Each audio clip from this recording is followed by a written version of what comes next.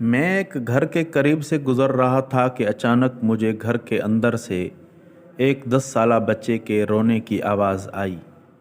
आवाज़ में इतना दर्द था कि मुझे मजबूरन घर में दाखिल होकर मालूम करना पड़ा कि ये 10 साला बच्चा क्यों रो रहा है। अंदर दाखिल होकर मैंने देखा कि माँ अपने बेटे को आहिस्ता से मारती और बच्चे के साथ खुद भी रोने लगती। मैंने आगे होकर पूछा, बहन क्यों बच्चे को मार रही हो जबकि खुद भी रोती हो। उसने जवाब दिया कि भाई आपको तो मालूम है कि उसके वालिद अल्लाह को प्यारे हो गए हैं और हम बहुत गरीब भी हैं। मैं लोगों के घरों में मजदूरी करती हूँ और उसकी पढ़ाई का मुश्किल से खर्च उठाती हूँ। ये कम वक्त स्कूल रोज़ाना देर से जाता है और रोज़ाना घर देर से आता है। जाते हुए रास्ते में कहीं खेल कूद में लग जाता है और पढ़ाई की तरफ ज़रा भी तवज्जो नहीं देता, जिसकी वजह से रोज़ाना अपने स्कूल की वर्दी गंदी कर लेता है। मैंने बच्चे और उसकी माँ का थोड़ा समझाया और चल दिया। एक दिन सुबह सुबह सब्ज़ी मंडी कुछ सब्ज़ी वगैरह लेने गया तो अचानक मेरी नज़र उसी 10 साला बच्चे पर पड़ी जो रोज़ाना घर से मार खाता था। क्या देखता हूँ कि वो बच्चा मंडी में फिर रहा है और जो दो कहीं ताज अपनी दुकानों के लिए सब्ज़ी खरीद कर अपने बोरियों में डालते हैं तो उनसे कोई सब्ज़ी ज़मीन पर गिर जाती है तो वो बच्चा उसे फ़ौरन उठाकर अपनी झोली में डाल लेता है। मैं ये माजरा देखकर परेशान में मुब्तला हो रहा था कि चक्कर क्या है।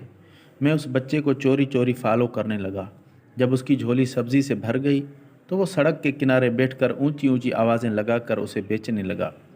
मुंह पर गंदी मिट्टी और आंखों में नमी के साथ ऐसा दुकानदार ज़िंदगी में पहली बार देख रहा था।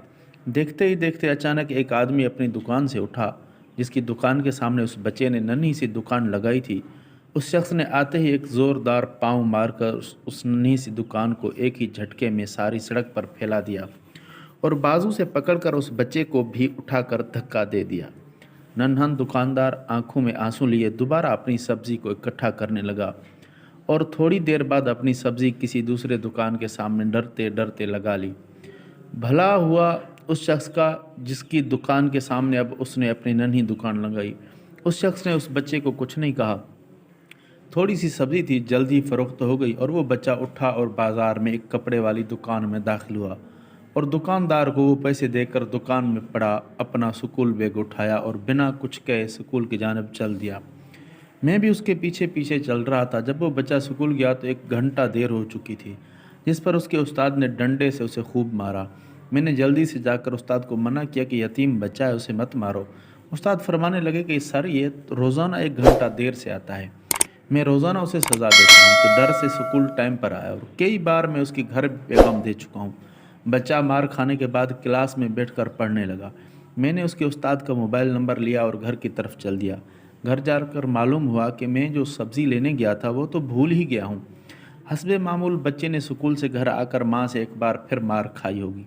सारी रात मेरा सर चकराता रहा। अगले दिन सुबह की नमाज अदा की और फ़ौरन बच्चे के उस्ताद को कॉल की कि मंडी टाइम हर हालत में मंडी पहुँचे, जिस पर मुझे मुस्बत जवाब मिला। सूरज निकला और बच्चे का स्कूल जाने का वक्त हुआ और बच्चा घर से सीधा मंडी अपनी नन्ही दुकान के बंदोबस्त करने निकला। मैंने उसके घर जाकर उसकी वालदा को कहा कि बहन मेरे साथ चलो, मैं तुम्हें बताता हूँ आपका बेटा स्कूल क्यों देर से जाता है। वो फ़ौरन मेरे साथ मुंह में ये कहते हुए चल पड़ी कि आज उस लड़के के मेरे हाथों खैर नहीं, छोड़ूंगी नहीं उसे आज। मंडी में लड़के का उस्ताद भी आ चुका था। हम तीनों ने मंडी के तीन मुख्तलिफ जगहों पर पोजीशनें संभाल ली और नन्ही दुकान वाले को छुप कर देखने लगे। हस्बे मामूल आज भी उसे काफ़ी लोगों से झड़कें लेनी पड़ी और आखिरकार वो लड़का अपनी सब्ज़ी फ़रोख्त करके कपड़े वाली दुकान की तरफ चल दिया। अचानक मेरी नज़र उसकी माँ पर पड़ी तो क्या देखता हूँ कि बहुत ही दर्द भरी सिसकियाँ लेकर ज़ारों कतार रो रही थी और मैंने फ़ौरन उसके उस्ताद की तरफ देखा तो बहुत शिद्दत से उसके आंसू बह रहे थे। दोनों के रोने में मुझे ऐसा लग रहा था जैसे उन्होंने किसी मज़लूम पर बहुत जुल्म किया और आज उनको अपनी गलती का एहसास हो रहा। उसकी माँ उसकी माँ रोते रोते घर चली गई और उस्ताद भी सिसकियाँ लेते हुए स्कूल चला गया। हस्बे मामूल बच्चे ने दुकानदार को पैसे दिए और आज उस दुकानदार ने एक लेडी सूट देते हुए कहा, बेटा आज सूट के सारे पैसे पूरे हो गए हैं, अपना सूट ले लो। बच्चे ने उस सूट को पकड़कर स्कूल बैग में रखा और स्कूल चला गया। آج بھی 1 گھنٹہ لیٹ تھا، وہ سیدھا استاد کے پاس گیا اور بیگ ڈسک پر رکھ کر مار کھانے کے لیے پوزیشن سنبھال لی اور ہاتھ آگے بڑھا دی کہ استاد ڈنڈے سے اس کو مار لے۔ استاد نے کرسی سے اٹھا اور فوراً بچے کو گلے لگا کر اس قدر زور سے رویا کہ میں بھی دیکھ کر اپنے آنسو پر قابو نہ رکھ سکا۔ میں نے اپنے آپ کو سنبھالا اور آگے بڑھ کر استاد کو چپ کرایا اور بچے سے پوچھا، یہ جو بیگ میں سوٹ ہے وہ کس کے لیے ہے؟